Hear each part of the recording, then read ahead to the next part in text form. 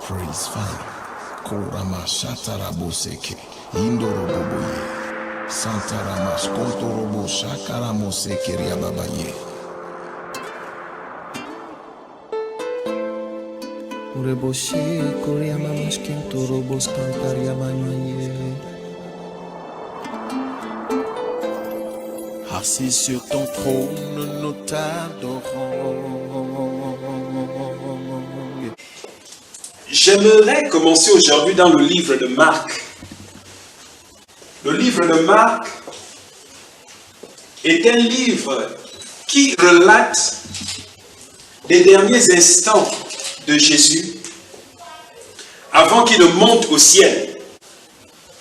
Il devait en fait aller auprès du Père pour nous envoyer le Consolateur, le Saint-Esprit. Alléluia. Et donc, l'une des choses que le Seigneur dit aux disciples dans le livre de Marc, le chapitre 16, j'ai envie de lire à partir du verset 15. Il dit, puis il leur dit, allez partout le monde et prêchez la bonne nouvelle à toute la création. Celui qui croira et qui sera baptisé sera sauvé. Alléluia. Amen. Mais celui qui ne croira pas sera condamné. Alléluia. Amen. Le verset 17, c'est ce qui nous emmène dans ce livre. Il dit, voici les miracles qui accompagneront ceux qui auront cru en mon nom. Ils chasseront les démons. Ils parleront de nouvelles langues. Ils saisiront des serpents.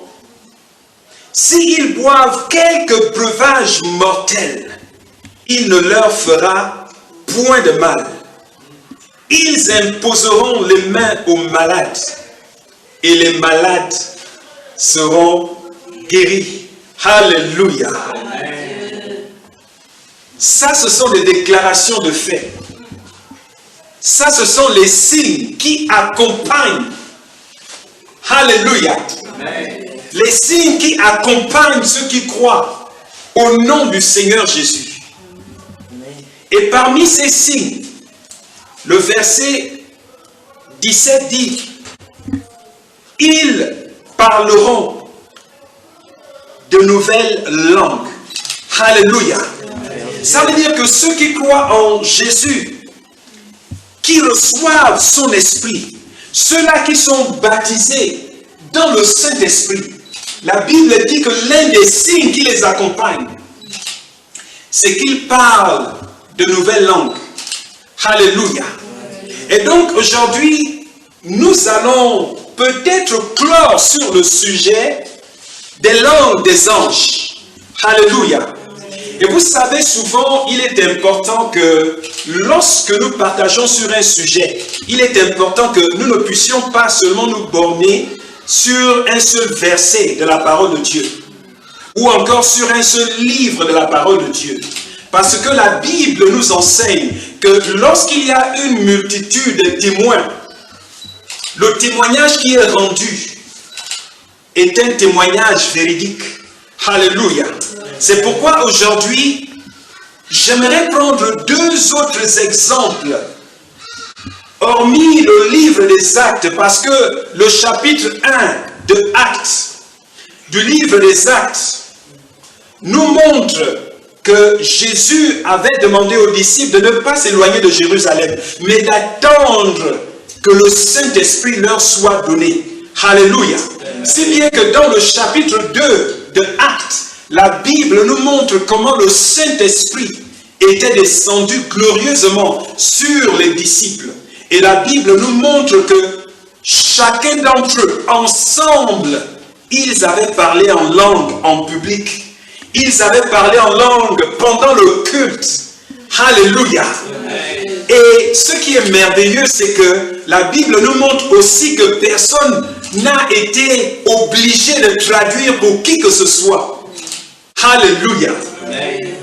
Et ensuite, nous avons vu dans 1 Corinthiens, le chapitre 13, le verset 1, qu'il existe les langues des anges et les langues des hommes. Et nous avons fait le rapport pour comprendre que les langues des hommes sont des systèmes de communication que nous utilisons. Alléluia. Mais hormis ces langues, il existe les langues des anges qui nous permettent d'être en communication, en communion avec le Seigneur et les anges qu'il nous a donnés pour nous servir. Alléluia. Wow. Et ensuite, nous sommes allés loin jusqu'au chapitre 14 de 1 Corinthiens, où nous avons en fait vu en détail ce que l'apôtre Paul avait réellement expliqué lorsqu'il s'était adressé à l'église de Corinthe, aux chrétiens de Corinthe, où il leur explique que le don n'est pas suffisant, mais la sagesse doit s'accompagner. L'amour doit nous motiver. Alléluia. Amen. Donc nous ne devons pas seulement nous focaliser sur nous-mêmes à nous édifier. Parce que celui qui parle en langue s'édifie lui-même. Alléluia. Amen. Mais celui qui prophétise édifie le reste de l'assemblée. Donc l'apôtre Paul leur avait enseigné à faire la part des choses. Que hormis le fait de m'édifier moi-même, je dois aussi édifier l'assemblée. Donc, il leur a montré comment structurer un culte afin que tout le monde bénéficie. Alléluia. Amen. Oh, gloire. Aujourd'hui, j'aimerais tout simplement vous montrer deux histoires dans la parole de Dieu. Alléluia. Amen. Et pour commencer, j'aimerais que nous puissions aller dans le livre des Actes. Alléluia. Amen. Le livre des Actes au chapitre 19. Oh, gloire. Alléluia. En fait, je suis toujours en train de répondre à la question que beaucoup posent. Je suis en train de montrer à des millions de personnes, des millions de chrétiens dans le monde entier, parce qu'il y a beaucoup qui croient que la Bible dit que nous ne devons pas parler en langue en public. En d'autres termes, nous ne devons pas parler en langue lors d'un culte. Et je vous ai montré que l'apôtre Paul avait prédit, il y a de cela plusieurs années, que dans les derniers jours, beaucoup abandonneront la foi. Il y a une foi en Christ.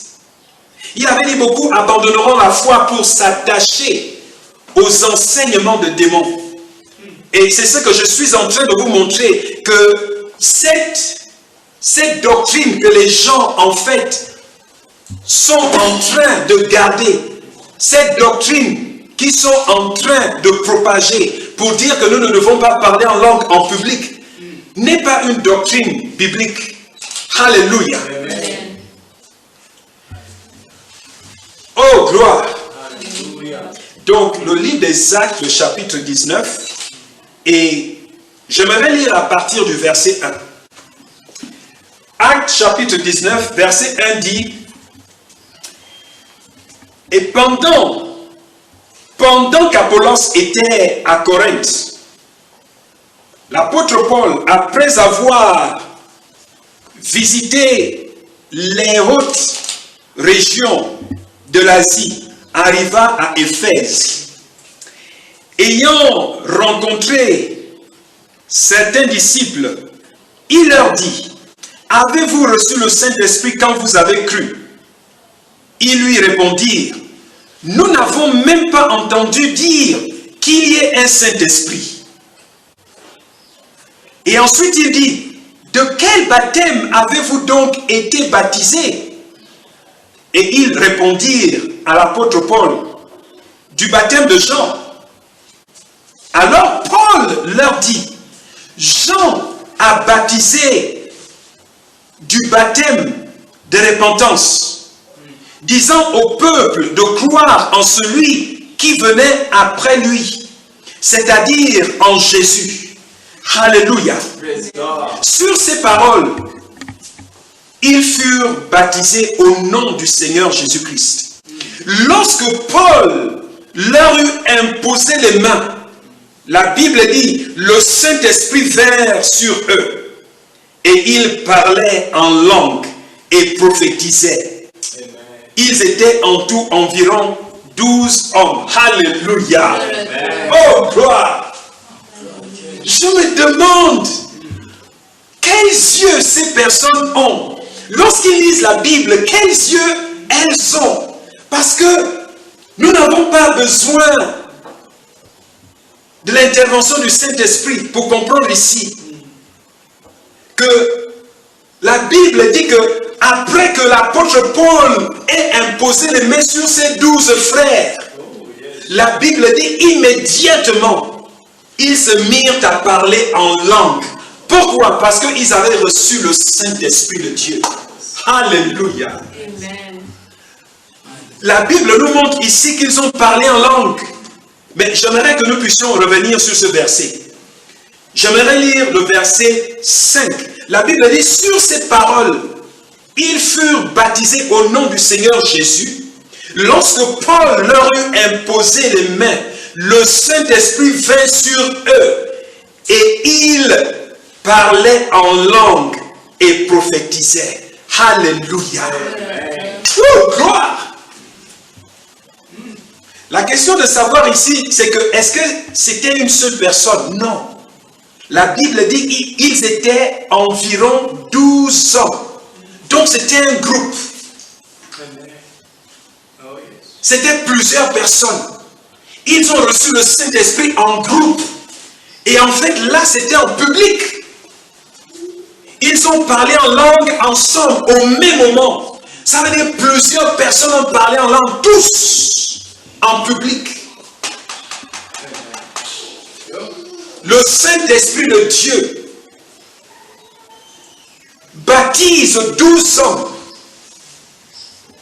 Et immédiatement, ces dernières se mirent à parler en langue, ensemble, en public. Alléluia. Dans les derniers temps, beaucoup abandonneront la foi pour s'attacher à des doctrines de démons. Je vous ai dit que le diable ne veut pas que vous puissiez vous édifier. Le diable ne veut pas que vous puissiez, en fait, atteindre la stature spirituelle de Dieu. Et le don des langues des anges, le don des langues spirituelles, vous a été donné en tant que croyant en Christ, afin de grandir. Alléluia. Afin de grandir en piété. De grandir en piété. Parce que si vous ne grandissez pas spirituellement, vous allez rater beaucoup de choses dans votre vie. Parce que la piété, c'est le but de la chrétienté. C'est l'objectif. Lorsque le Saint-Esprit vient habiter en toi, c'est pour te permettre d'atteindre la stature de Dieu. C'est de développer en toi le caractère de Christ. Afin d'avoir les pensées de Christ. Afin de parler comme le Seigneur. Afin de réfléchir comme lui. D'avoir ses pensées. Afin d'avoir la parole de Dieu dans ton esprit. Pour que cette parole qui est logos se transforme en rhéma. Si bien que quand tu parles en langue, le but c'est de prophétiser. Amen. Alléluia. C'est pourquoi l'apôtre Paul dans 1 Corinthiens chapitre 14, il leur dit que si vous parlez en langue, vous devez aussi interpréter. Parce que quand tu commences à parler en langue, Dieu va te donner des paroles. Il va déposer des paroles dans ton esprit. Et tu vas commencer à déclarer ces paroles. C'est comme ça que Dieu va transformer ta vie. De même dans ce livre, la Bible nous montre clairement, si vous pouvez revenir au verset 6, la Bible dit, lorsque Paul leur eut imposé les mains, le Saint-Esprit vint sur eux et ils parlèrent en langue et, alléluia, vous voyez ce mot, et prophétisaient, alléluia. Amen. Donc, l'apôtre Paul dit, tu parles en langue et tu prophétises. Alléluia. C'est une combinaison. Tu ne peux pas te mettre à parler en langue du début à la fin sans dire quelque chose. Non, le Seigneur va déposer une parole dans ton esprit. Mais pour déposer cette parole, il va se servir de la parole qui est en toi. Alléluia.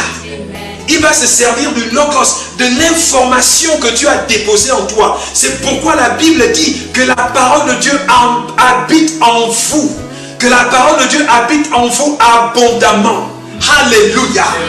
Ça veut dire être rempli de la parole de Dieu. Donc tu dois investir la parole de Dieu dans ton système. Tu dois être couvert de la parole de Dieu. Il y a beaucoup de chrétiens qui vivent au jour le jour, qui ne lisent pas la parole de Dieu, qui n'investissent pas la parole de Dieu dans leur cœur.